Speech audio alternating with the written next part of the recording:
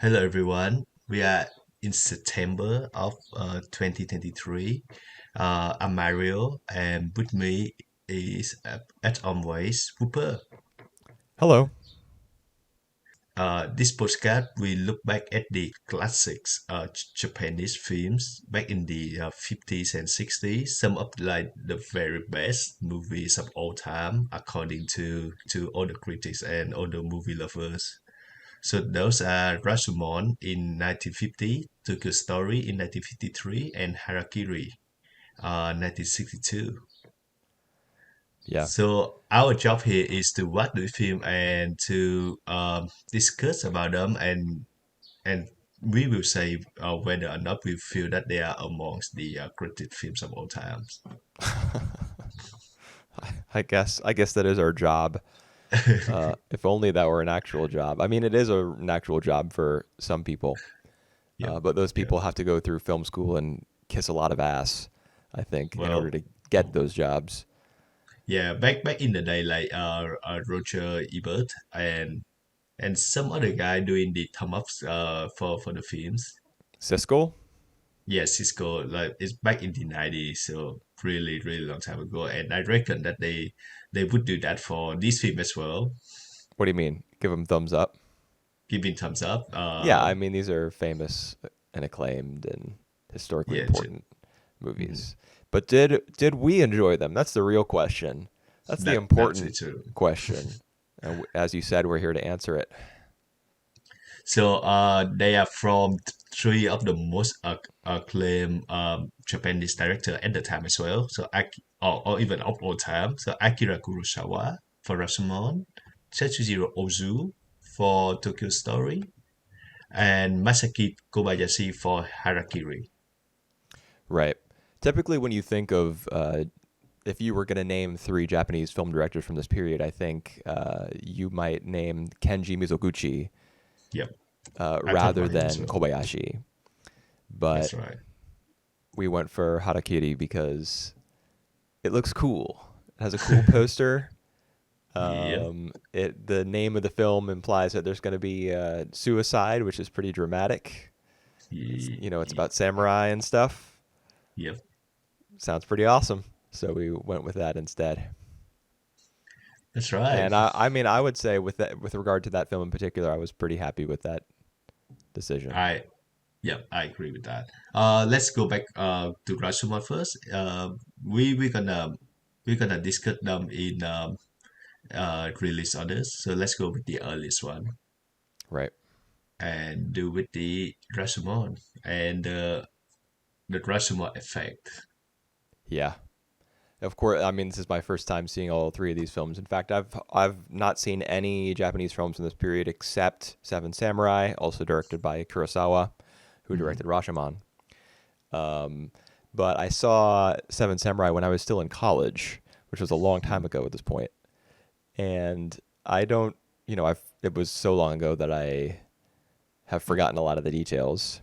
So coming Mhm. into Rashomon was kind of like my first Kurosawa, just because the other film of his that I've seen was such a distant memory. Yep. And I was gonna say something else, but I just lost my train of thought. So I'm off to a great start. Oh yeah, I was gonna say the choreography, like the fight choreography in Seven Samurai. Even though I Yep. don't remember that much about the movie, I don't remember it being as like weird and awkward as it was in Rashomon. Every time two characters cross swords in this film, I was like, "What am I watching? Like, what?" I uh, know it was nearly 75 years ago at this point, but was well, there was an attempt? Did anyone think while they were filming these scenes, is there a way that we can improve this?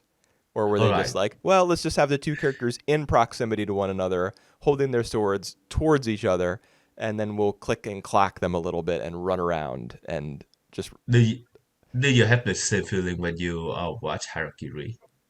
no. I mean, Uh, the obviously f- Harakiri is not, it doesn't look modern, but it's way more gripping and more intense and more believable and involving and violent and just way more everything than this film.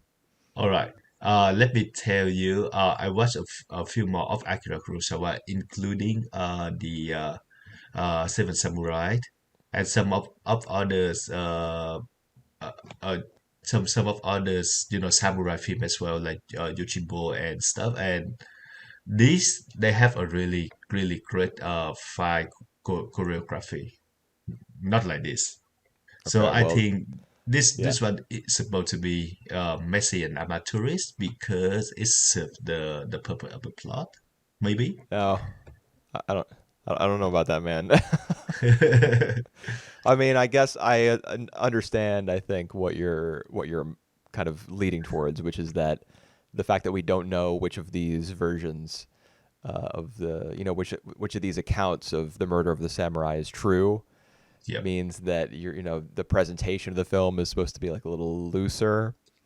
But I really don't think that I really All don't right. think that feeds or serves the film very well to have the characters, you know, just playing Yep. basically Right. with But their toy swords because that's really how it feels. And I'm sure that people listening to this are like, "Oh boy, here we go." Some Japanese cinema novice is criticizing the sword play in Rashomon. Very original. But I gotta say that's the like if I'm gonna bring up one thing to criticize about the well, if I'm gonna bring up even one thing to mention about the film, it has to be that. all right. Yeah, I think it's mostly remember now Rashomon for the unreliable narrators tell from the different perspective, four different perspective of the same event. Right. And even like the most reliable recount we hear at the end by the witness Do you is really think he's the most reliable? I think he's more reliable compared to the other three. So I yeah, and even them have like inconsistence, and only we see the source fight on that one is like a really long unbroken, a really long and amateurish fight. I think it's to the effect that both of the bandit and the husband are the coward, and it, even not that good at a fight. Right. So yeah, when I said it served the purpose, I meant that. Yeah, So but I mean, even in some of the other uh, recountings, some of the other versions of the tale, yeah, where there are also instances of swordplay. And you're led to believe, I think, by the film that in each of those versions, be it Toshiro Mifune's character, what was his name? the wife. Tojamaru All right, or Tajomaru. Um, the bandit. Tajomaru. Yeah, Yep, I just think of him as being Toshiro Mifune because that guy appears in a zillion Kurosawa films, from what I understand. There's him. yep, So yeah, the bandit, Tajomaru. Then there's the wife, and then there's yep, the samurai. The murder victim. yep. Even in those stories, those versions of the crime where those characters may be lying. I think the film leads you to believe that they're lying in order to make themselves seem stronger or less vulnerable or more righteous. Even there, when the Mhm. characters in telling the story would probably be like, "Oh, and then I busted out my sweet sword moves." Um, it still looks goofy as hell. Yep. I think Goofy is a really good word as well because I think it is describe most of the characters here. Like the bandit, he overacts most of the Oh time. yeah, Uh, yeah. His oh, his laughter yep. is just absurd. That's right. And to the account to the witness guy, the I The think they say he woodcutter. as a woodcutter, and Yeah. the priest and the guy who come later on to listen, like they really overact. So I think of it as like some kind of a play. So like they the acting is like more appropriate with within a play rather than a film. If you know what I mean. Yeah, like more theatrical. Yep, yep, yep, yep. And perhaps that was the background of some of the actors who were cast for this film. I have no idea. Like, I don't even know that much about Mifune's Hmm. training. Yep. Perhaps he was like a theater actor Well, before he was a film actor. I don't know. or maybe it's just the film because I saw he play other movie from Akira Kurosawa as well, and he played really well.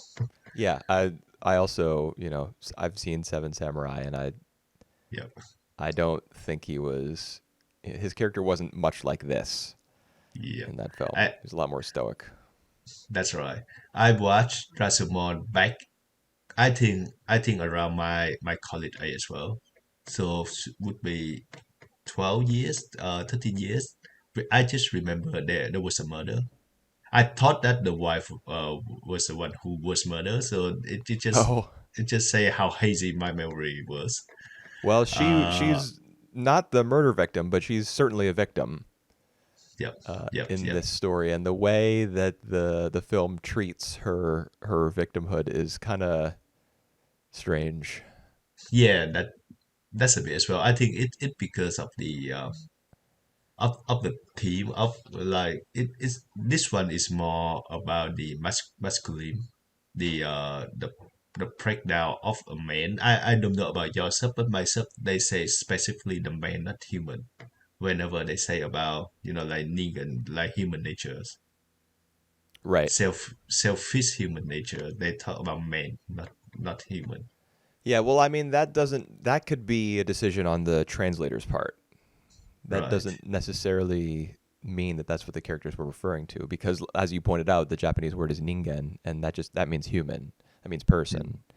Mm-hmm. Um, and that's also just a colloquial phrase, like the nature of man Yep. being, Mm-hmm. also meaning the nature of humans, the nature of people. Yep. And it's just the fact that it's been men, like all the way up and down, who've been lording their power over everybody else throughout history, that we use that sort of language. But there is I think there is some gender dialogue in this movie, like the way that it describes. I mean, specifically, some character or another says that women always lie by using their tears, and then they convince themselves that what Yep. you know that their lies are truth. Yep. Yep. Um, Yep. Yep. and I don't know if I the film is criticizing that viewpoint or espousing it.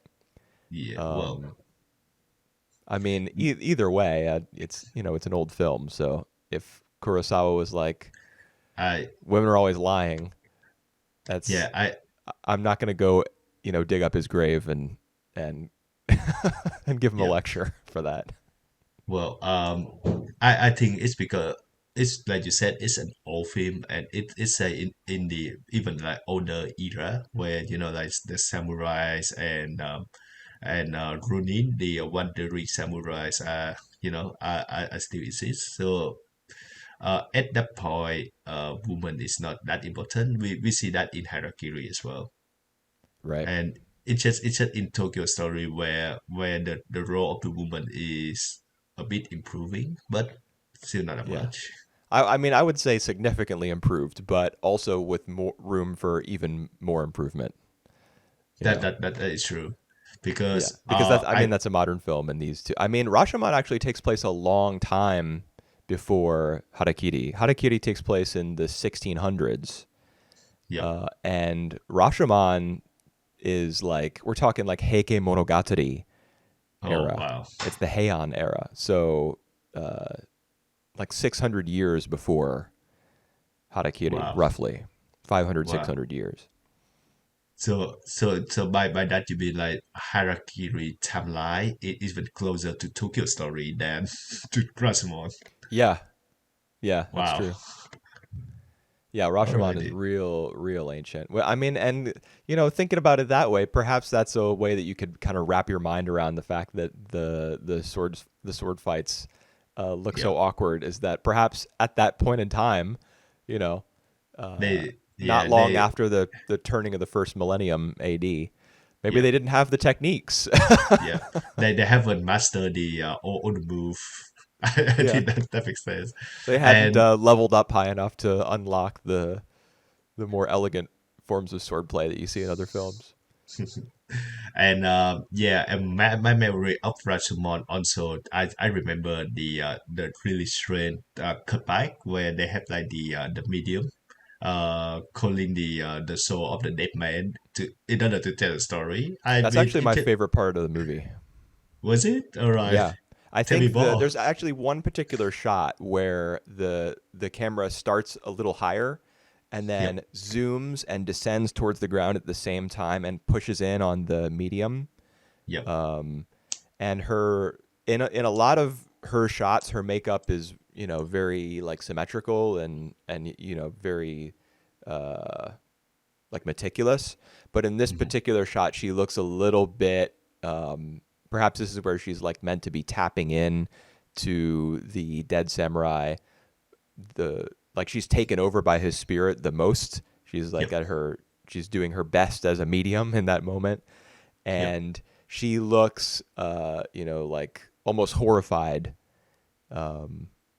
I just really, I don't know. I don't have the timestamp for when this shot happens, but it was Hmm, probably my favorite visual moment in the film. And just in hmm, general, I think that it's a cool, it's a cool concept that in a film that takes different perspectives into account yep. of one event that Event. you would call on the spirit of the murder victim in order to give his side of the story. It's neat. Hmm. And we always have like the conception where like the death of lie because why they lie, but this film make a pretty convincing case that even the dead want to hide something. Right. So what would you say exactly? Obviously if you're going to talk about this film, there has to be a little bit of discussion about who was telling the truth or who was the Yep, closest to it or just who you speculate was being yep, honest.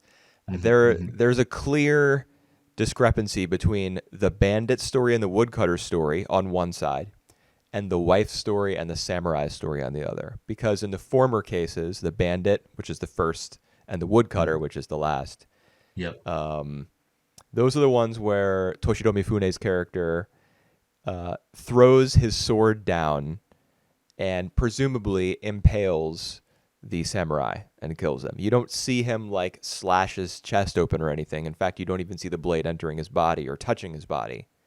no, you But don't even see the blood spattering either. yeah, you just see Mifune as Tajomaru throw the Hmm, sword, not strike with the sword, but throw it, and apparently kill the guy. hmm, Whereas hmm, in the wife's story and the samurai story, he's stabbed with a dagger, the pearl dagger, yep, that we don't know the whereabouts of, even by the end of the film. We don't know where the pearl dagger is. yep, Um, so what, like, yep, and you could say that perhaps the bandit and the woodcutter are recalling two versions of the same events, hmm, um, and there are slight inaccuracies and lies being told there. Or you could say that either the wife or the samurai is telling the truth, yep. with regards to the way that the murder was carried out. All right, hold on. So according to the wife, is that the wife who killed her husband, or is that because she said like at that moment she pretty much blur, so she don't even remember. She can't recall who killed the her husband, the samurai. Was Right. it In the her? wife's story, she's holding the dagger and approaching her husband. Then she blacks out. When she wakes up, the dagger is in his chest and he's dead. Yep. So it's true that the wife isn't. I mean, it's kind of implied that she was the one who killed him, Hmm. especially because she attempts to commit suicide. She says she tries to drown herself and she tries other methods of killing herself as well, and none Hmm. of it worked. So you Hmm. could infer perhaps that she was doing that out of guilt for having killed him. But regardless, it's the dagger that's the murder weapon in her story. And in Yep. the samurai's story, when the medium calls on his spirit, um, the samurai kills himself with the dagger. yep, yep, yep. That interesting because if he gonna kill himself with a dagger, and by the end of it we don't even see where the dagger is. So Right. I mean, I have a theory about where the dagger is. I think maybe the woodcutter yep, stole it. yep, yep, I yep, think the woodcutter may have found the samurai's body with the dagger in it, and he yep, took it, and mhm, that gave him some motivation to lie about what happened when he was being questioned yep. by whoever was carrying out the proceedings. You don't see the judge or the lord or whomever it is I I that's like I officiating the like that trial. approach. Yep. Yeah, I do as well. Because then there's more emphasis placed on the characters themselves, so Mhm. their performance is more important, and you have opportunities to see where they, may be withholding the truth, or just their performance is highlighted a bit more, so that Yep. you are able to contrast their behavior in the present with the flashbacks and the stories they tell. Yep. I think it makes sense. Yep. So for me, I still think that Rashomon the concept is still pretty cool even now. Like like tell the story in different perspective, and each of them you can see like the inconsistencies, or like even like it contribute to why they lie as well, because they want to hide something that they feel ashamed of. Right. So we can Or make a just to few make themselves look, I don't know. more badass. Yeah. Well, yeah, more badass. Perhaps that would be a temptation that the men might experience in this film, because in this time period, these both Tajomaru being a bandit and the samurai being, having the Bushido code, or whatever. Yep. I don't even know if the Bushido code was defined at this point in Japanese history, but you got to be the strongest, is the general idea. There's even echoes of that in shonen anime in the 21st century. Yep. You got to get stronger. You got to get stronger. Yep. So yeah, the men might lie in order to be like, and then I won the sword fight. Yep. But the wife's particular motivation for lying would, in her version of the story, she asks her husband to kill him, or to kill Yep. her, Yep. and he like stares at her without saying a word, as if Hmm. judging her. Yep. Like he won't even grant her the honor of a merciful death after she's been raped, Yep. which is what she asks for. Which is, it's hard to get around how backwards that is, but perhaps it's an accurate reflection of what her mindset would have been 1,000 years ago. But Hopefully it's so not, but she, in her version of the story, she may have exacted like vengeance on him for holding her in his gaze like that, and like passing judgment silently on her. When she yep. says, I approached him with a dagger, and then I blacked out, you know, it could be that in like her version of events, despite it omitting the murder, she like takes revenge on him for judging her that way. That could be Hmm. why she concocted that story, if in fact she's lying. Hmm. Hmm. Yep. So I would say that the concept is pretty cool, and I can see why it's so influential. Like even now when they talk about like different perspective from the same story, they talk back to like Rashomon, Right. and There was a film recently, right? The Last Duel by Ridley Scott. all right, have never watched I haven't that either. film. I heard about that film though, and Yeah. countless other as well. So yeah, Rashomon is certainly influential. Watching it this time though, I just found that one, the acting is so overact that it take me out some of the time, Yeah. especially the bandit laugh, the one you just did. The Yeah. wife as well, the way she crying, and the way she like she would like go. I think what she did, she she go into the middle of the two men and just fall down there and crying. So for the Which two of them story? to Which the story was last that one, in? Do you remember the woodcutter story? the what could the story. So she kind of talk back to both of them. She kind of round them up. Oh yeah, in Uh, order to like perhaps motivate them to fight each to other. to take her. Yes. Yeah, but I mean, she says, I'll go with whichever one of you is the winner.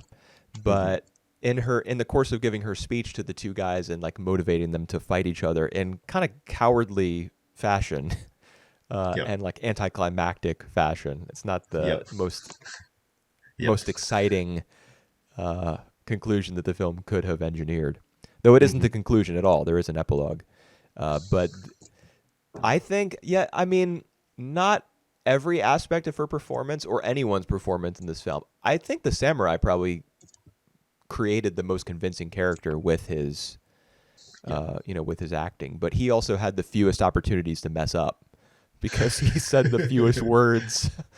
Yeah. Um, she'd yeah, like her performance devolves into hysterics from time to time, but I did kind of like the way that she alternated between the two men, like staring at them wide-eyed and like kind of grasping at them and manipulating them, I think, Yep. to fight over her because I think she bore a grudge against both of them. Obviously, she hated Tajomaru for having assaulted her, Yep.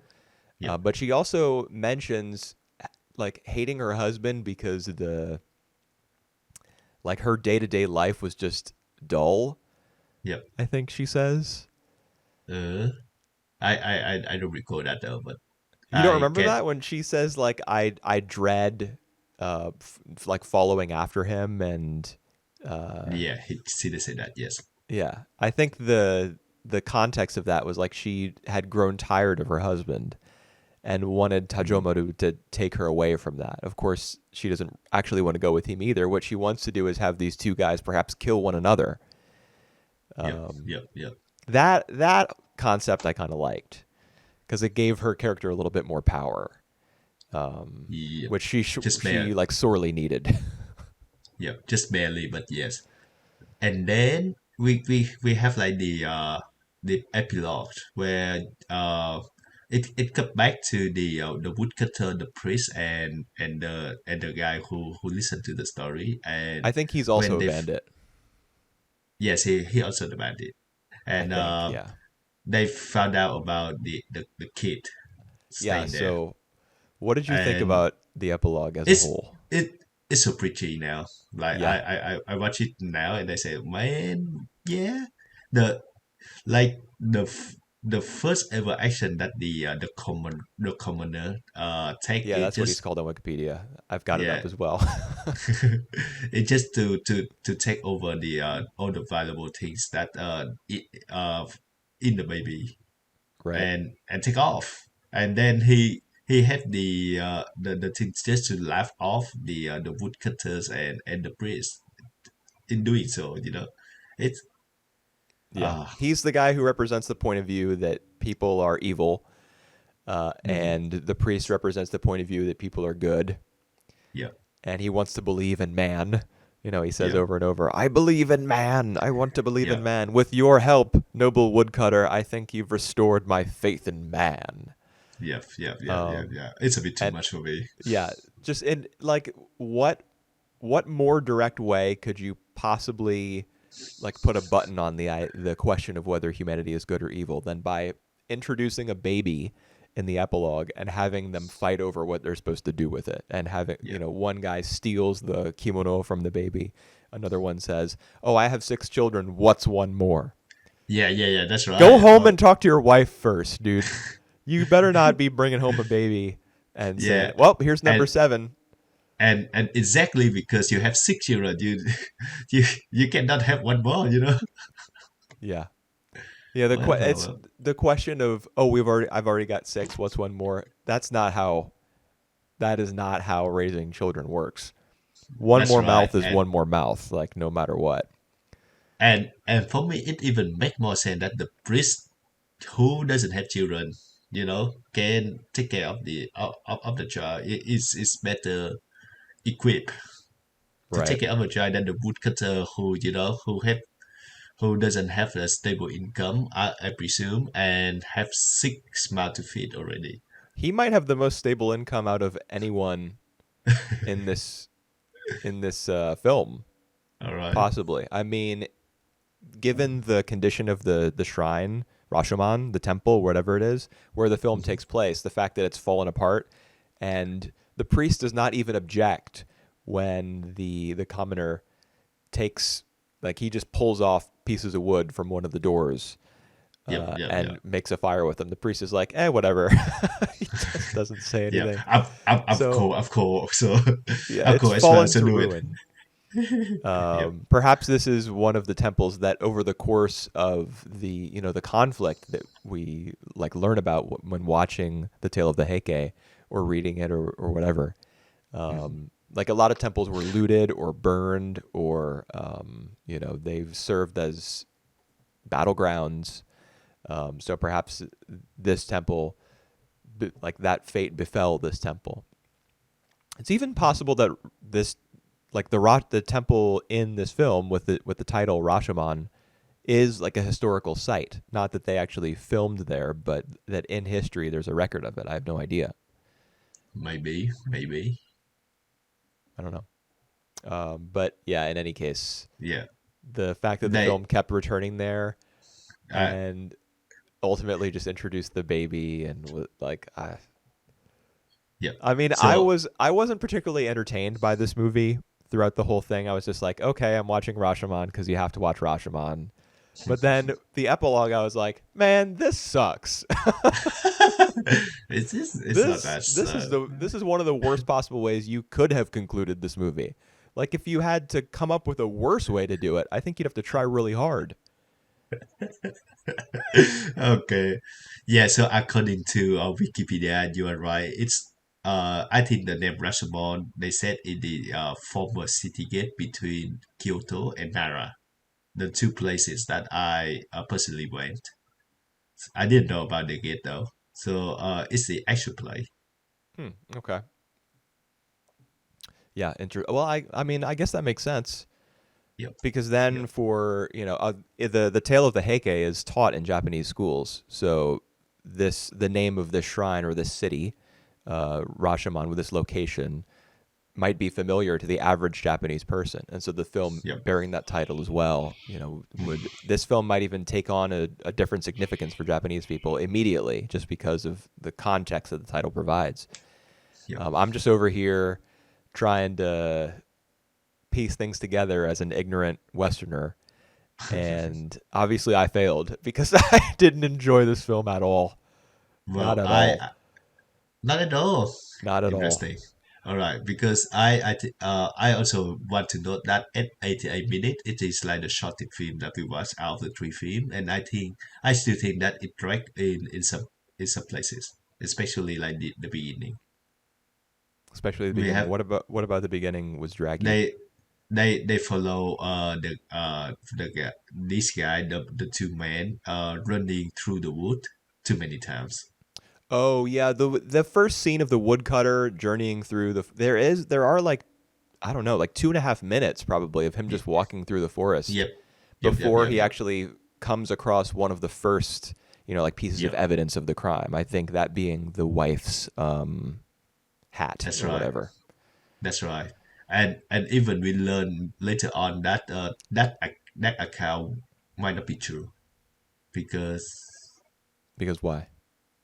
at first he saw the hat and then he saw the body. But in his last account, he was actually there during uh the the sword Ah, fight so between he them. sees he sees the samurai still alive. Yep, yep, yep, Whereas when he first gives his account to the judge or whomever is doing the trial, yep. he says, "Oh, I was walking through the forest and then I stumbled across the body." The body, yep. And we see like the hand rising from the earth. That's right. Yeah, Yep. I forgot about that. So Yeah, yep. and the way that I don't even remember if the place that he finds the body and you see the hand, I don't know if that really syncs up with, like, if it I, matches the I place that that character is said to have died based on his uh, final yeah, account. I think so because the final account he died like inside one of these bushes, and at the end of the story we can see that he sink into the kind of the small bush before the bandit throw the sword to kill him. I don't really remember it being a bush. I kind of remember him being between two trees, Right. not big trees, but smaller ones. Hmm. Although I guess he could have been kind of like pressed back up against a bush and kind of crushing it and obscuring it with his body. Hmm. Um, it wasn't. It definitely wasn't a clearing. There was Yep. like foliage around him. Yep. Yep. So Yep. Yep. yeah, I mean, I not being able to call it to mind. I guess I'll have to take your word for it. It makes sense, I guess, that he would be in the same spot. I mean, as far as the filming goes, they already had access to that location, so Hmm. you might as Hmm. well use it in both Yep. circumstances. And even like the recount of how the bandit like tie up the samurai is very shaky as well. How he Like ties him up. yeah, I remember him being how tied up in the bandits story, right? yeah, well you see that when they go to see the thing that the bandit promised the samurai to see, like all the swords and stuff. Yeah, like swords. uh He says swords and mirrors. Certain mirrors, yep. The samurai just keep following the bandit, uh, from behind, Yeah, and being extremely careful about that as well. But there one moment where he just said, "See, the sword are over there. You go there," yeah. and he just walk there. Fun, Yeah, Toshiro Mifune just goes, "We're here," and, yep, and the guy's like, "Oh, forget being cautious. I just want to. Where are these mirrors at? I got to see these mirrors." yeah. That doesn't make any sense, but well, Yeah, yep, I mean, yeah, that's it. it's the concept of the film I think that has caused it to endure for so long, Right. and of course the fact that the concept was so novel at the time. I guess Mhm, that mhm. film historians have been like Rashomon, Rashomon, Rashomon, Rashomon, Rashomon. Yep. Uh, but I have no desire to ever watch this film again as long as I live. Oh, I got to oh, be honest. oh, hot tech. I guess so. I mean, I wouldn't be surprised if there are a lot of other people out there like me. Yep. Even like film school students who watch this film for a class and are like, "Man, what the hell?" But then, of course, when they're in class, they got their notes on it and they're like, "Oh, this film is so meticulously crafted and so important." And da da da da da. So they can because they have to get an A. Yep. They have to pass Well, their class. um, yeah, yep. Tell you I what, would. I watched the film with this time with my girlfriend as well, and she didn't like it at all. Oh yeah. Not at all. So we Well, got two detractors I mean, and honestly, from a female perspective, I can see yep, why this film might be, come across as kind of ancient. yep, You know, yep, yep, yep. so don't blame her for that one bit. I am very understanding there. All right, so one down and thumb down. Yeah, Let's go with the next one then to see if sure. it's improved. Tokyo Story. Yes, immediate, massive improvement. I'm happy to All say. right. This is my I first just feel Ozu film ever. all right. I watched the film before as well, and this one still struck me. Man, so why is it feel so formal? Everything is so formal. It's Yeah. not it's not a step against this film, but like everyone just acting to so formal, even like from the father to the son to like all the sibling together to the everyone's so formal here. Well, except for Minoru, the older grandchild. Right. Whenever he Well, talks to his mom, he goes, talking in Japanese, I'm talking in Japanese. He does that little thing, and that was the. I think that may be the first time I've ever heard a Japanese person who is real and not a Japanese person voicing a cartoon character. Because Yep. sometimes you hear in anime when people do that little huh. But they Yep. seeing him do that in this movie, I was like, whoa, that's real. That's a real thing. Yep. Yeah. So He was he might. pretty he was very bratty, but I understand he was disappointed that he didn't get to go to wherever the family was supposed to go. Yep. Yep. Yep. Well, all right. So The yeah, he was story. not very formal, but yes, all the other characters were very formal. And Uh, I think that kind of works to the film's benefit because then it means the drama between the characters is not caused by like overt disrespect between them. yep. It's not caused by one of the characters like failing to properly address their parent or their child or whatever. So all the characters in terms of like language and attitude and demeanor are basically on a level playing field, at least as far as Yep. I could tell, not knowing the Yep. Japanese language.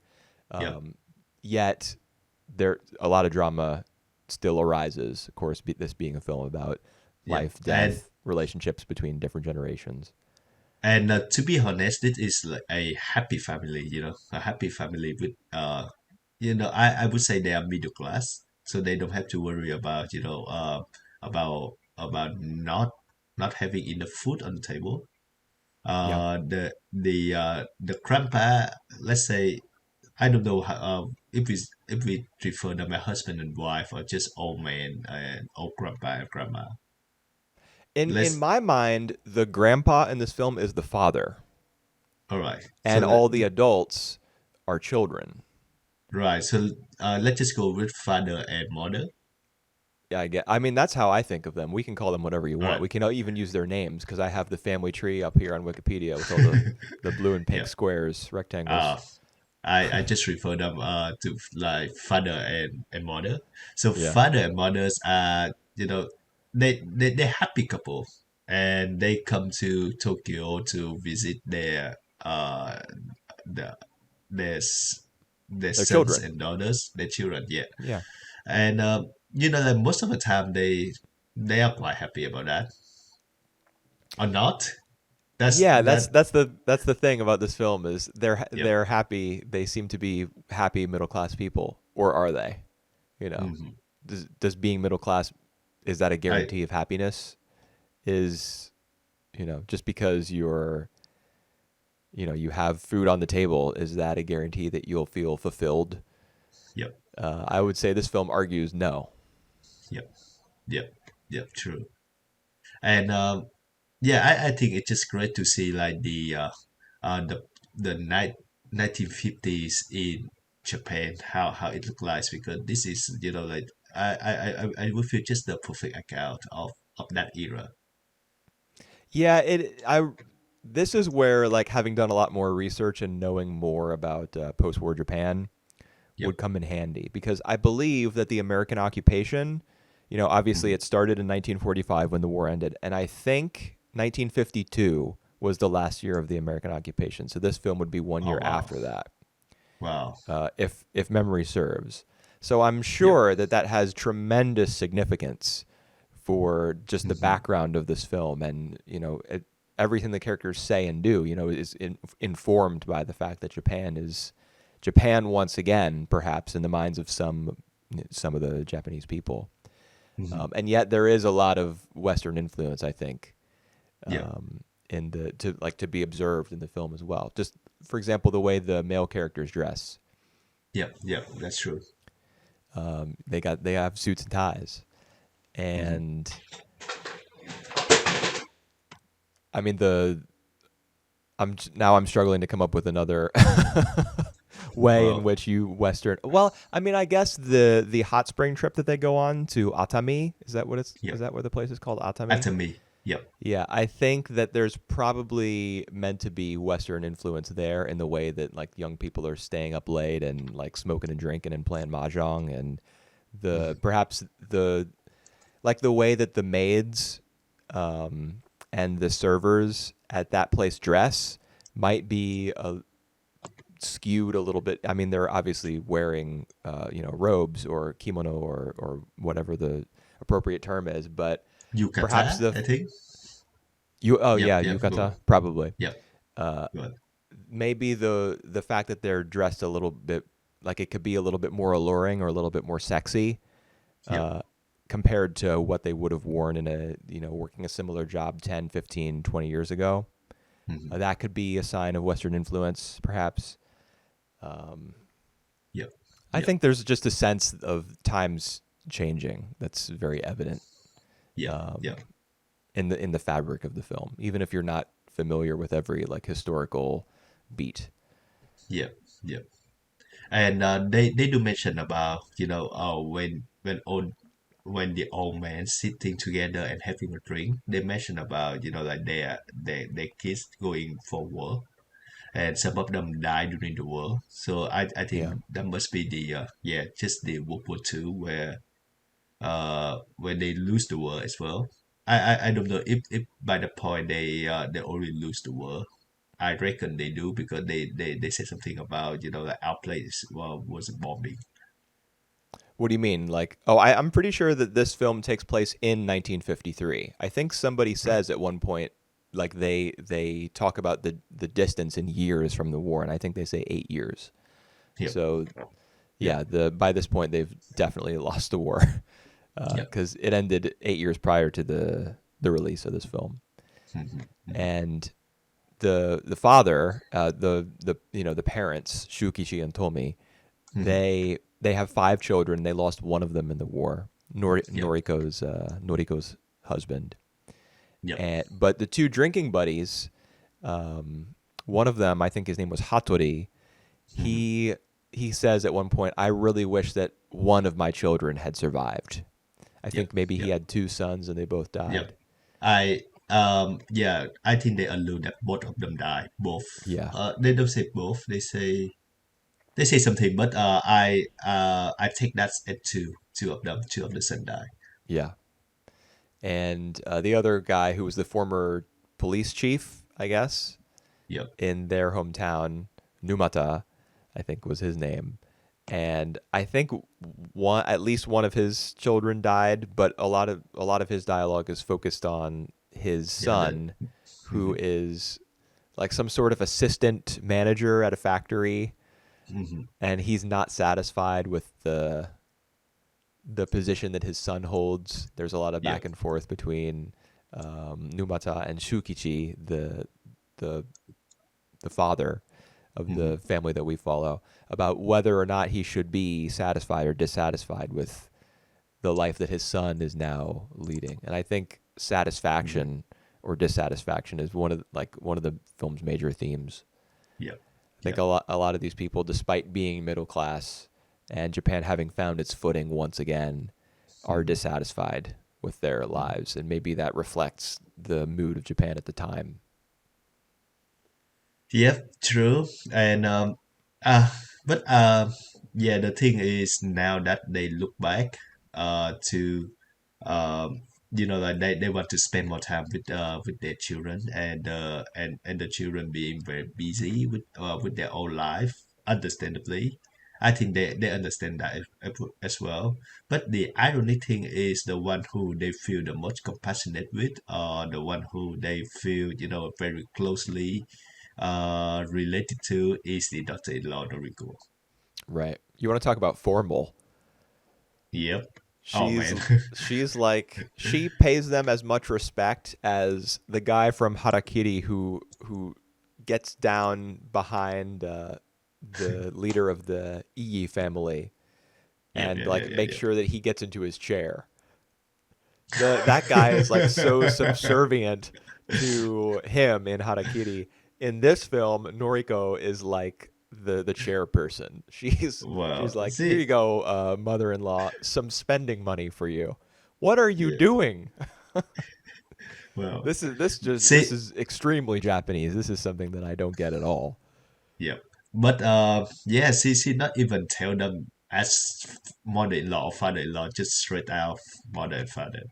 Yeah, that I think I've picked up on, Yep. like watching Japanese stuff just generally in the Yep. past, is that and I mean there are American families and I'm sure families in other Western countries and countries all over the world Yep. where that that might be commonplace. Yep. Um, But but yeah, it but the yeah, it does make but her feel like one of the children. yeah, Um, and it is great to the fact that like her husband had passed away or had been missing for 8 years, right. and she still she still consider herself belong to this family, which I yeah, but I think I'm agree with the father and mother to think that it's actually pretty sad. Yeah. Well, it is sad, and the truth eventually comes out. In one of the Hmm. film's final scenes, she confesses that sometimes, she's lonely and she doesn't know how much longer she can go on like this. Sometimes she Hmm. goes for days and weeks without thinking of Shoji, her husband's name, Yeah. um, and like it's killing her Hmm. living that way. And perhaps, I mean, by extension, you could even say that the role that she's playing of being the perfect daughter-in-law and smiling all the time and giving her mother-in-law some spending money and just doing all this stuff, and because it's expected, is what's Yeah. kill is what's killing her ultimately. Hmm. Hmm. The expectation that she behave that way. Ha. Ha. And you don't, Yeah. and that's the. I mean, never having seen this film before, I didn't think it was going to end when it did. I thought there was going to be something, like we were going to Yeah. get a scene after the there's the scene, the final scene ends up being the friendly neighbor who comes by and like leans in the Yeah. window and says, "Oh, you're going to be so lonely now that your wife is gone," and he's like, "Yep," Yeah. and then the film ends. I thought what we were gonna get was we were gonna cut to back to Tokyo, and she Uh-huh. would, I don't know, like just even share a little glance with like a handsome stranger in maybe the train station when she got back to Tokyo, or meet somebody on her way to work one day, just and have a brief exchange, All right. and You know then what? after that, then you cut That's a back Hollywood to. ending for Well, you.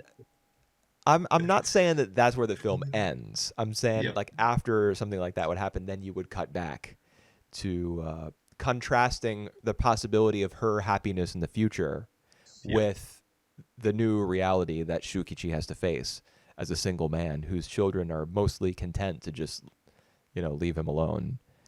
Yep. Um, so you can still have that downer ending, Hmm. but just as a contrast to the happiness that Noriko might experience in the future. But we didn't even get that. Well, yeah.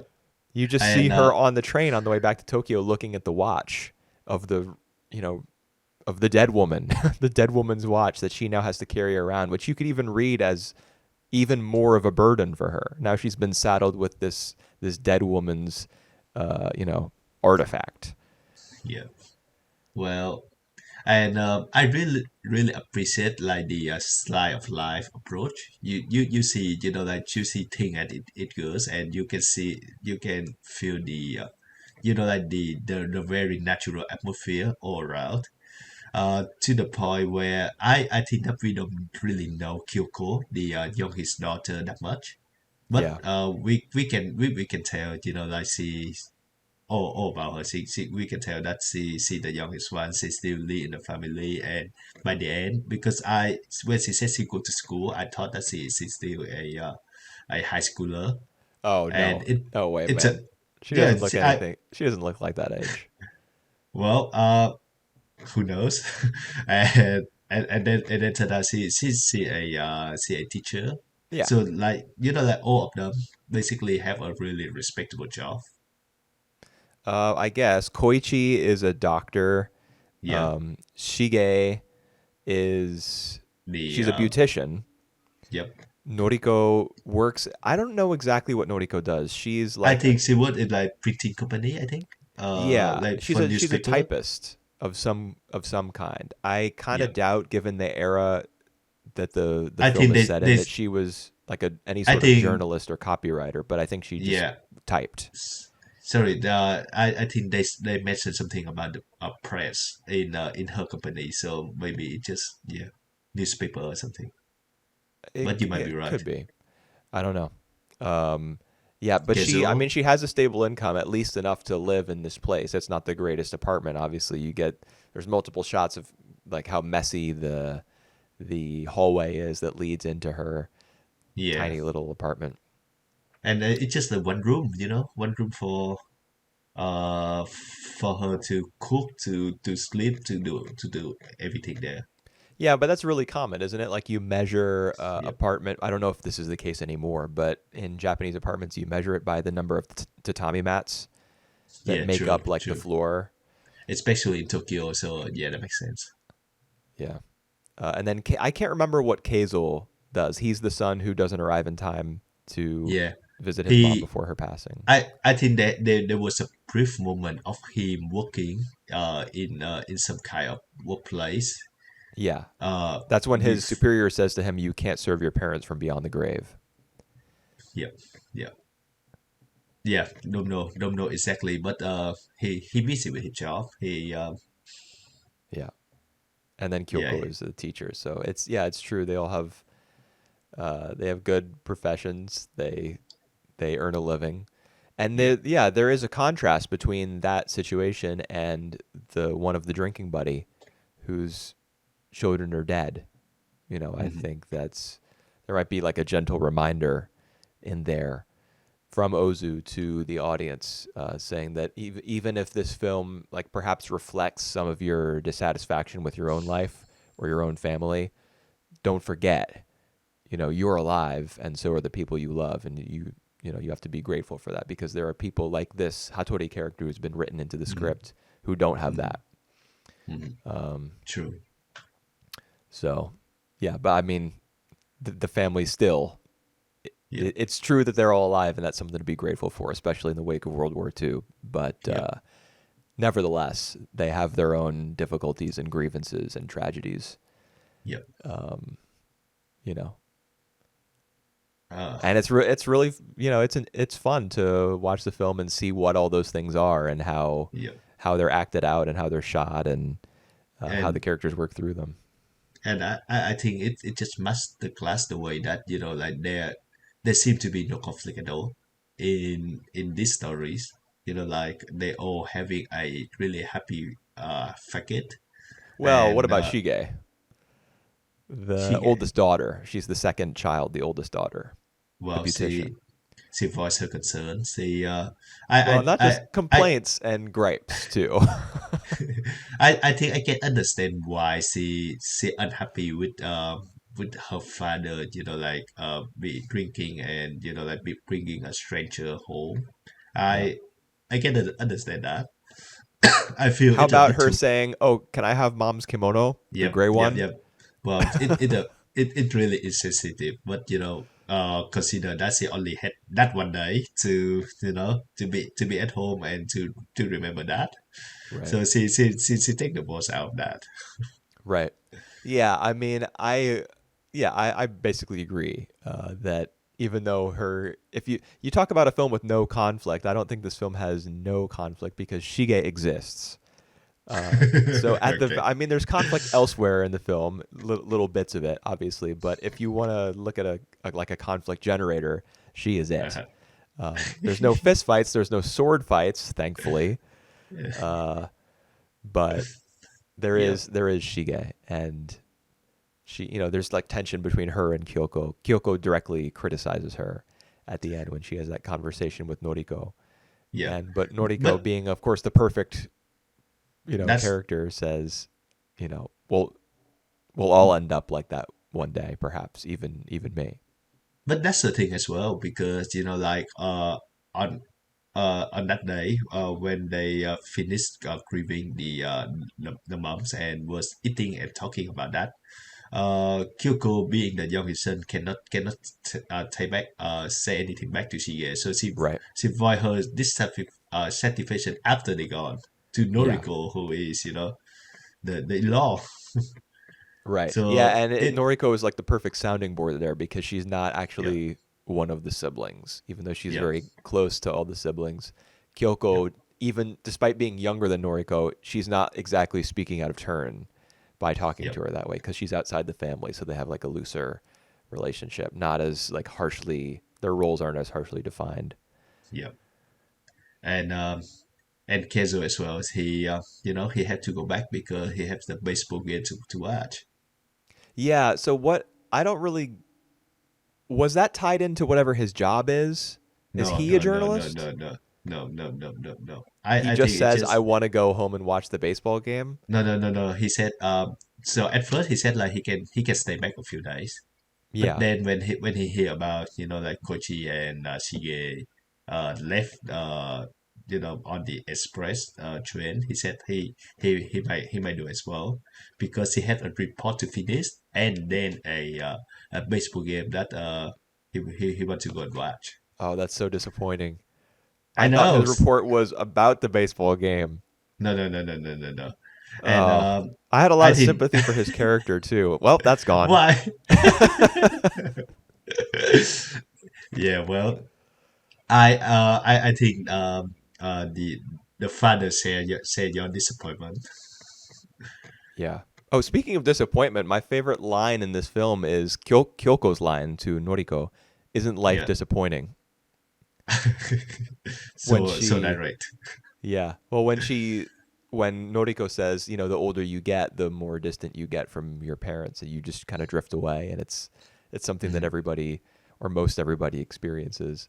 Yep. Kyoko, like kind of accepts that piece of wisdom in that moment and reflects on it, and then thinks to herself, well, isn't life disappointing? Isn't it Yep. disappointing that you are born hopefully into a family that cares for you and loves you, but just as a Yep. matter of course, just as a Yep. result of aging, you slip away from them. Isn't life Yep. disappointing? Well, you have other matter to care to. You have your son, your daughter, your husband, your wife, your whole Yeah. life, your career, Well, a lot of unless you're things. Noriko, Or then Kyoko. they're right. Yeah. Yep. Yeah, it makes sense that those two women would share in that Yep. conversation at the end because both of them are, I mean, not to say that you got to find a man and that's how you're going to find your happiness as a woman, although I think that might be a pretty Japanese mindset, especially Mhm. for this time period. But surely you need something beyond just a job, Mhm. um, in order to be feel fulfilled and be happy and like take your mind off the despair that comes from just being alive sometimes. Yep. And neither of them have that, at least not at the moment. Yep. They might not have like a reason to face the day every single day. Yep. But I mean that's it's so it's difficult for both of them and for I think a majority of the characters in the film. They all have their own challenges, but we can't get too far away from Shukichi, the father, the grandfather, Mhm. because he's got the most difficult, the biggest challenge of all. Yeah. Now that Tomi, who's been his partner for who knows how long, is gone. Yep. Um, and he throughout the whole film, well, most of the film, he's not too happy when they go to the hot spring inn, but the entire rest of the film, he's pretty, cheerful and Mhm. um, maybe coming home drunk, stinking drunk, wasn't a great idea given the experience that his oldest daughter had with him, Yep. doing that same thing when she was younger. But he's just a very placid, very docile and gentle, and I would say in general, like a kind man. Yep. And his reward is the death of his wife. And the solitude that he gonna have. Yeah, yeah. Jeez. Man, I Well, feel wait. like maybe this is still me just being a Hollywood baby, but I kind of want him to get together with a friendly neighbor. Like maybe her husband will die and they can get together or something, please. Well, at least he still got Kyoko at this point, Well, and yeah, but for how if, long? even when Kyoko get married, they she will have some kids so that he can like take care of. So all good. All good. You gotta be kidding But me, man. we can talk about a kid where a granddad cannot take care of in Harakiri. Oh, yeah. That's true. Yeah. You want to go to Harakiri, or you Sure. have any other thing to talk No, to your let's story? let's let's ride that segue All into right, the third let's do film. that. Well, yeah. So I watched Rashomon and Tokyo Story before. This is the first time that I watched Harakiri. Don't know about any of the plot or like the concept of the movie as well. And Well, I would surely say you that know that it's going to be about suicide, given the name. it's that's right. That's the only But thing that's that it. I yeah. So it's not about the suicide as well. It's about the quote. Oh, Yeah, but I mean, obviously, the concept of suicide factors into the film in a major way. that's It's right. it's how the son-in-law dies. It's Yep. eventually how the father dies. Mhm. Is it proper to call him the father? I mean, his relationship Mm, to his daughter is not exactly emphasized in the film. It's important, yep. but he's more a warrior, I think, in the end than he is a Yep. father. Yep. Yep. That's true. He's more of a samurai, and he died in the most samurai way. Yeah. So I this film is set in the year 1630, and I Mhm. remember taking a screen cap of one line of dialogue. The subtitles are on the bottom, so I took a screen cap, and it the I can't remember what the line is now. If actually I can find it in 5 seconds. Ever since the Battle of Sekigahara. So what I intended to do before we started this podcast was look up on Wikipedia what the Battle of Sekigahara is, because I actually know more about Japanese history from like the year 1000 and the whole Heian era than I right. do about this period of Japanese history, despite it being much more recent. I would All right. assume that the year 1630 is around, like, is Oda Nobunaga, are we is this past his death, do you reckon? Or All right. All right. I don't have a slight like the slightest clue about this, so okay. you have to work out yourself. Well, I don't know if I can while also maintaining a conversation. Okay, Tokugawa Ieyasu. Yes, so this is post Nobunaga. I wish I could say a lot more about like what the whole time period, but I can't. So Yep. I give up. But this is But definitely we're seeing the decline of samurai for sure. that's right. And even at the end, we see like some of the samurai using gun as well. So that's how they kill the Shugumo. Sugumo. Yeah, that is his name, right? Sugumo. Wait, why don't I have the link to this film up on Wikipedia? What am I doing? All right. Okay, now I got Uh, it. his name is Sugumo Hashiro. Right. So we can call him by his last name Hashiro. No, his last name is Sugumo. Oh man. All right, Sugumo. They My bad. there on Wikipedia they have the Japanese name order, but his All family right. name is Sugumo. Yeah. What were we talking about?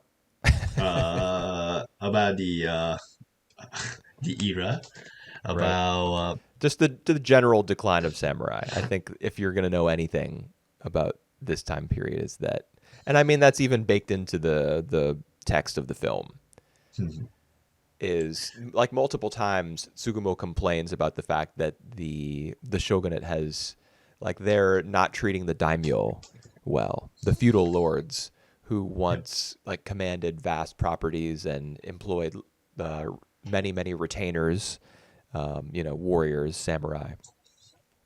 They don't have the same wealth or power that they once had, and so samurai are falling on hard times, Tsugumo included. Despite this, he can't commit suicide with other members of the family that he once served.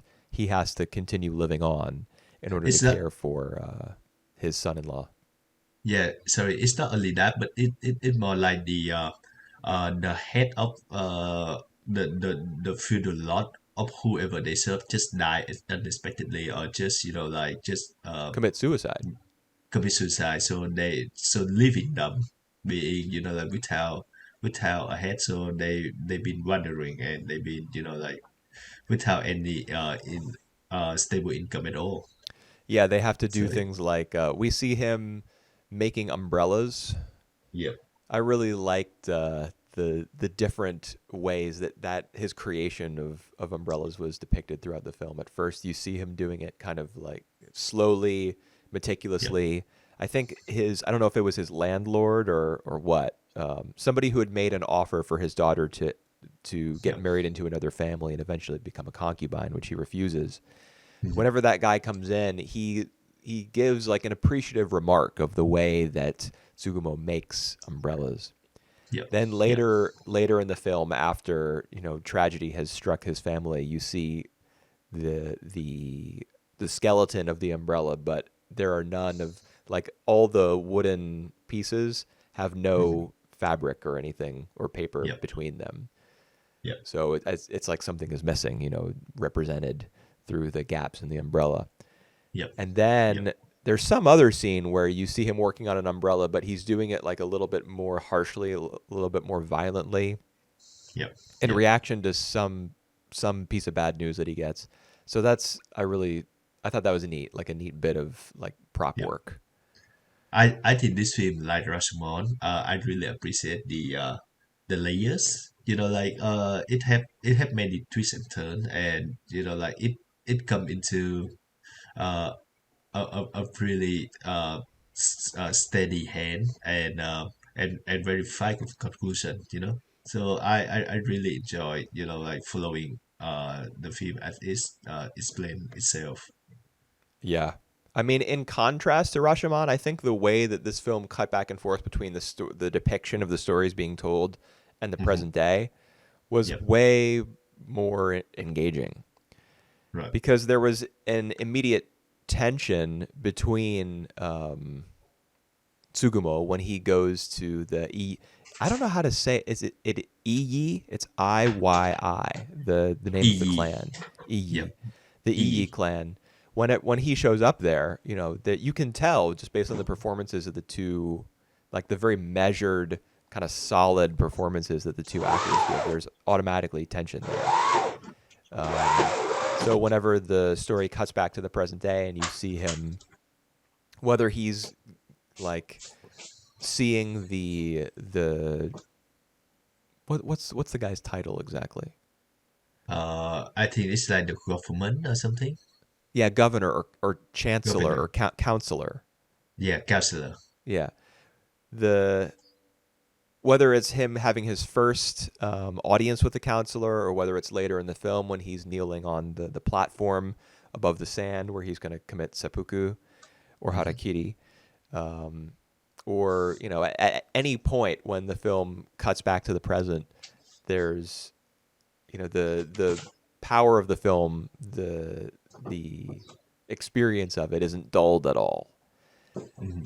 I think it just cuts back and forth. The point I'm belaboring here is that I just think it cuts back and forth in time really effectively. Yeah.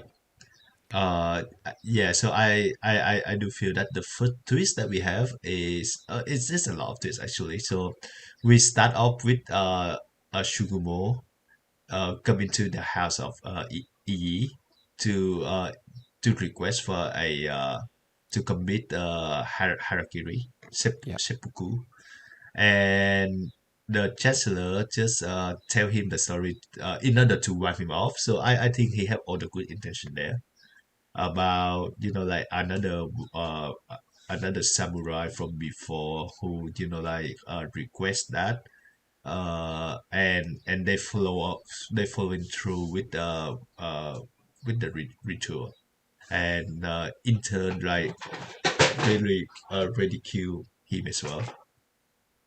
Yeah. I mean, I don't know how you can say that that guy had good intentions at any point in this movie. To me, he's like a pure villain.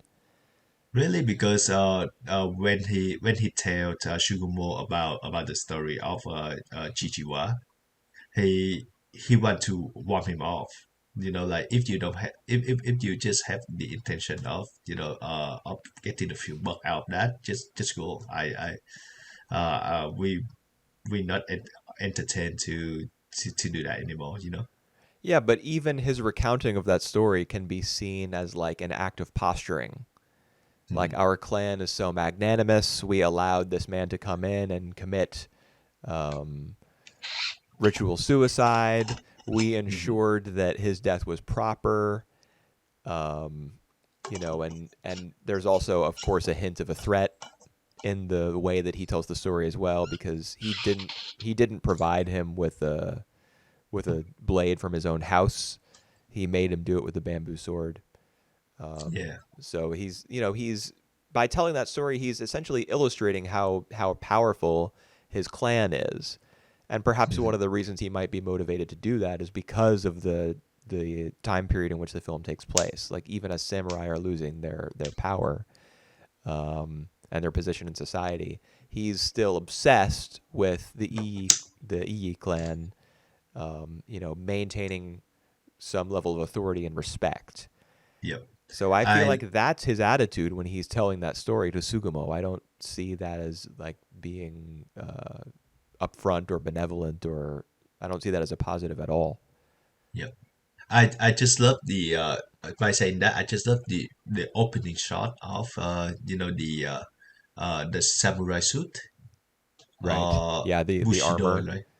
Yeah. I don't know exactly what you would call that, because it does have the hair, like Hmm.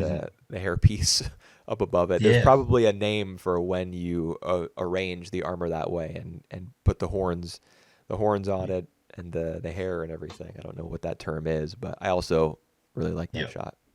Yeah. So it really a symbol of power and authority within the house of E, And and tradition. tradition. And throughout the climax, we see how Shugumo just kind of uh, pull them pull that apart. Well, he destroys it. Yep, He yep, doesn't, yep, like burn it and cut it into a million pieces or anything, but I mean, imagine just symbolically the disrespect yep, of how he like clings to it and throws it down in defiance of the E clan's like history. yep, Um, that's why I think that what's his face, the counselor, yep. is just like pure. I wouldn't say that he represents pure evil or anything like that, but he represents a foolish attempt at like clinging to an era that has already passed, is slipping away from him with I every passing moment. And I what he yeah. represents should be destroyed. Well, yeah, but I actually feel that he's a really good villain in this story. Com Oh, yeah, I agree. Compared to like other samurai who who would die out of who would kill themselves, like the three guys that Shugumo cutting Top knot. the top knots off. Yes. Well, one of those three actually does commit suicide, right?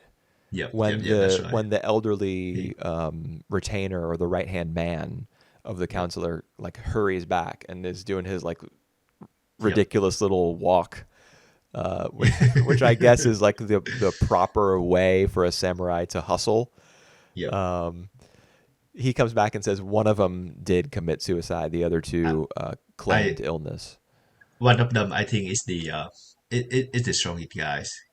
Right. It's The the one guy who. who we see his duel against Sugamo in like a field with the wind blowing and stuff, like a Yep. Yep. classic Yep. samurai Because uh, I think he battle. hold the like you said, he also hold the code of the Bushido of the Bushido and the samurai code, and he's the one who I think who would likely to commit suicide after he lose to Shugo. Is that how it goes down? Yep.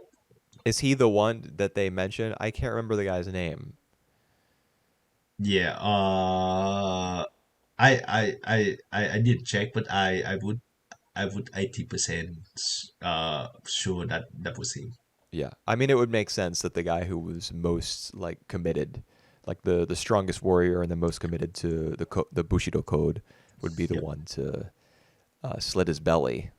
I mean, I can't believe I'm saying a sentence like it would make sense that this would be the guy who would kill himself by sticking a knife in his gut and make it an Yeah. X.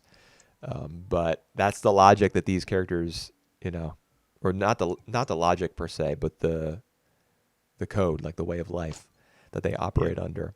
And I mean, I think this film, there's a good balance between this film criticizing that point of view through Mhm. Sugumo's character. I Yeah. really love the scene where he says, perhaps my son-in-law, Motome, he did indeed, like, he never denies that his son had done something wrong Mhm. based on the Bushido code. He did violate Mhm. it shamefully by asking Mhm. for a day or two's reprieve. Or even But before then that. but then he says, and I praise him for it, Yeah. which Yeah. is which I just loved. Like, the film is neither denying the importance of the Bushido code. It's not denying its importance, but it's at the same time it's like holding up a mirror to the samurai who operated under it and said, "Look, look at what you're doing to yourself." And Um, yeah, and even before that, because Chichi was sell off his sauce in right. order to provide like more Just food, um probably, yeah, just because food. they don't get a And doctor for their son. yeah, and it's something that never crossed Shugumo mind, like Right. selling off his sauce. Yeah, that's also So a really important scene because he says, "I never thought about selling this stupid thing." yeah, And for him to yeah, refer to his sword that way, in effect, yeah, his soul, his own soul, that yeah, way, indicates that in that moment his character has reached like a moment of clarity. yeah, that's true. That the life of his son, his daughter, and his grandchild, son-in-law, his daughter, Yeah, and his grandchild, far surpass the worth of a sword, which is yeah, not truly one's soul. It's yeah, it's just a weapon, yeah, and that's yeah. what swords become in the final act of the film. Hmm. They're not souls; they're weapons, Yeah, yeah, and we see that in the big battle scene. And in uh, fact, the use of the guns to kill him further mm, reduces the importance of swords yeah, overall, yeah, because true. I mean, he does stab into his own belly with a sword and begin to cut across, if I remember correctly. Hmm. But it's guns that kill him in the end. Yeah, So even the power inherent in ritual suicide by sword is like the film robs it of that significance by killing him with guns. And of course, the guns being present is also another sign that the times are changing and the era of samurai is over, because yeah, we got guns now. yeah. And I love the later scene as well when they clear off the garden or the backyard. Oh, when they And like they smooth out the sand. yeah, they smooth out the sand and they saw the top knots, and they just like just kind of like don't know the significance of that top knot, or just like in disgust just put that top knot away. I love Yeah, that. I mean, I would hazard a guess that the guy who throws it into a bucket probably Yep. knows how important it is, but And it's but still he's like, man, I'm working yep. here. Get this thing away from me. Yep, yep, Um, yep, yeah, and that would be kind of in a similar way that the film, kind of rejects the idea that a sword is a soul. It yep, also, in that moment that you just referenced, rejects the idea that a top knot being cut off is like supposed to represent someone's shame, yep, because really it's just hair. yep, And yep, we got to, we're smoothing out the stones. I shouldn't have said sand. They're probably like little pebbles. We're smoothing the pebbles here. Get this guy's hair out of here. yep, It's not. It doesn't have the significance that the way of the samurai, the code yep, would I don't know, would convince so many people, so many tens and perhaps hundreds of thousands of people across Japanese history. It doesn't have the significance that all those people believed that it did. yep. So I think this film is, even though this film is kind of slow, Mm, um, you don't agree that the film is slow? I just engage with it in every moment, so Me I kind too. of disagree with that. I mean, I would say that I was too, but I did also feel the length of the movie, and Right. there were a lot of, the dialogue between the characters, for example. There are a lot of pauses. The Hmm. characters speak very slowly, very Uh, carefully. I would Even the definitely sword say that. fights, the big sword fight at the end. There are a Yeah. lot of pauses in that sword fight too. Yep, yep, yep. I can definitely say that the dialogue here is faster than Tokyo Story. Is that right? Well, I kind of view them as being. I mean, I know that especially in Tokyo Story, well, Yeah. Shukichi kind of talks at a rate around this speed because he's Oh, older. that's right. Yeah, that's right. Yep. Oh, yes. That's right. He does talk like that. But I mean, even in this film, I feel like there's kind of a similar approach being taken. Perhaps there's Mhm. not like an old man who's dragging the average down a little bit, Yep, but still, I think I don't, the film is certainly not fast. It's yep, never hurried or rushing. yep, yep, The detail that Tsugumo actually is familiar with Motome Chijiwa, yep, the film takes its time rolling that out. yep. That's true. Yep. I think in pretty much every aspect of its story, the film takes its time and it never jumps I too far forward in pursuit of its plot. It's Yep. I want to compare Shugumo with the bandit in Rashomon because oh, don't do that. well, just because they kind of both portray a madman. And but here's Shugumo. I think he this is a really good performance. You can see like how he kind of laugh off the uh on the Bushido code, and when moment with his families, you can see like he cares so much about his families. Yeah, yeah. The contrast between his performance, in the house of the Iyi clan, Yep. where he's very, very somber and stoic, and is Yep. performing essentially because Hmm. he's told a big lie to the Yep. counselor up front, Yep. and has these top knots like stowed away inside his robes, and is Yep. waiting for the moment to like toss them out onto the stones. Yep. Um, the contrast between that element of his performance and also like the doting father and like the guard of the son-in-law to honor the wish of his friend who had killed himself, and Hmm. like the grandfather who picks up his little grandchild and makes faces at him and talks in like little baby speak, in a Yep. high pitched voice and everything, is very uh I mean, yeah, Yeah. it's a big contrast, and the film needs it to tell its whole story. And Hmm. it is a good performance. Yep. Um, I wasn't 100% sold on every element of the like him as the grandfather. Right. Not Yep. every scene, not every single scene worked for me, but Yep. of course, the film had to. It did for the most part, and the film had to provide motivation for him to go into the house of his enemy and have this gigantic duel Yep. at the end. How you take on the duel on the extended sword fight at the end?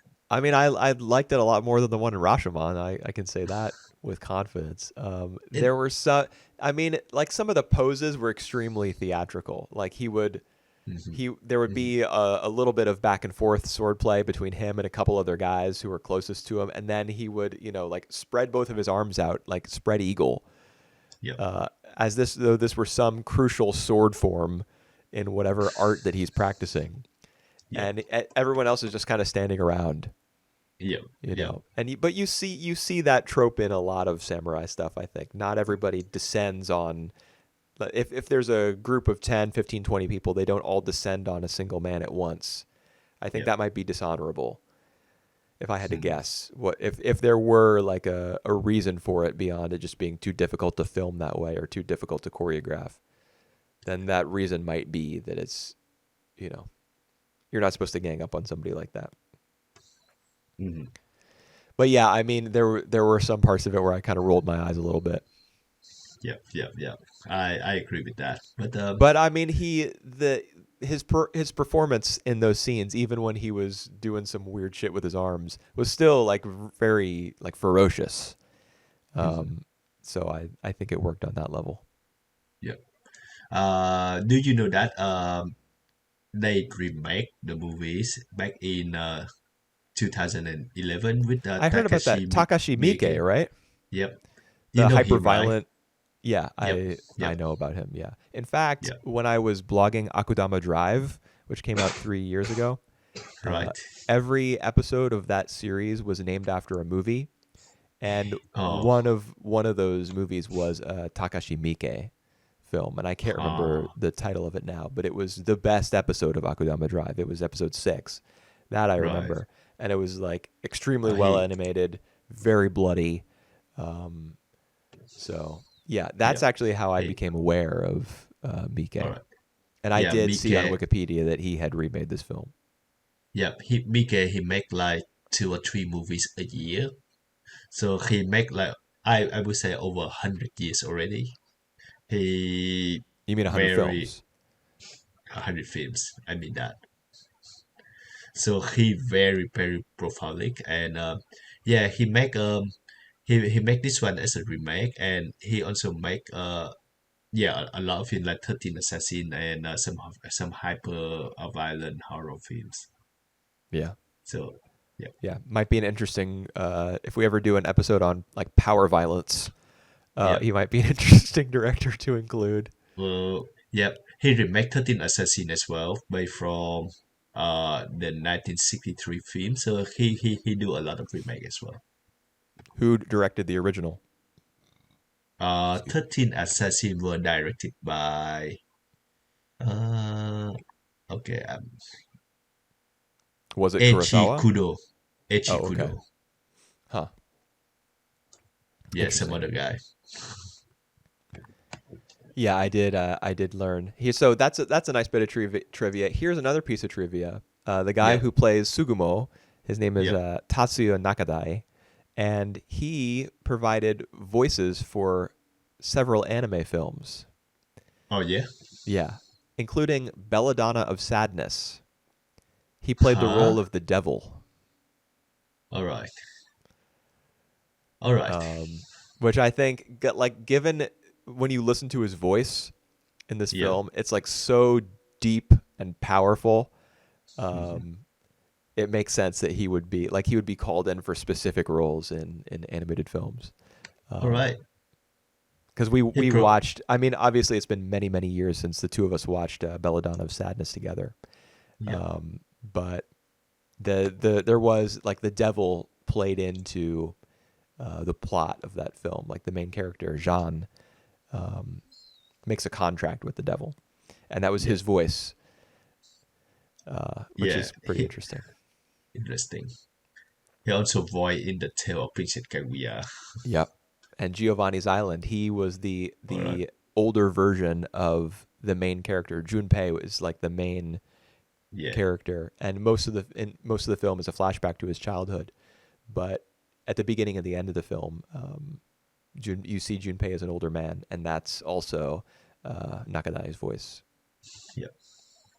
So he All probably right. brought a lot of dignity to that role. He just seems, with his voice being so deep, you can either go like more threatening, more violent with it, or you can make your character sound like very dignified. Hmm. Um, Hmm. so I would imagine that he probably made a lot of samurai movies because they're so popular in the history of Yep. Japanese cinema, but he probably found his place as a character actor for elderly characters as Yep. well as time went on. Yep. I would say he had that ability just based on That his voice alone and his screen presence as well. that's understandable as well because by the time that he voiced the Princess of Kaguya, he must be really old Yeah. too. All right. So back to the question: Are you enjoy the three movie? Are you thinking them as like the greatest film ever? And which one is your favorite? Well, we both of us noted before like selecting Harakiri that it's Harakiri that it's the Yeah. top film of all time on Letterboxd, you Yeah. know. So I went into the film expecting to be disappointed by it, and instead I was to be disappointed. yeah, obviously, because whenever you think, oh, this film is the best X or this film is the best Y, like the best of anything, and then you watch it, the odds are you're not going to feel that way about it. But I was very impressed with Harakiri. Mhm.